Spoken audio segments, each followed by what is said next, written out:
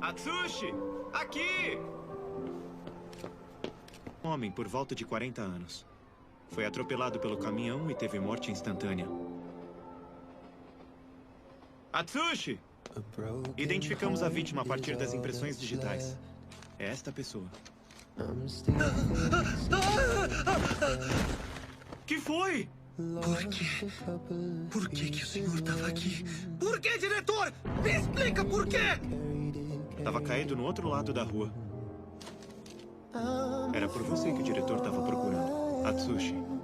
Provavelmente, ele queria te encorajar. Mentira! Isso é impossível! Eu tenho certeza! Ele jamais... Jamais... Atsushi! Você vai mesmo deixar as coisas assim? Hein, Dazai?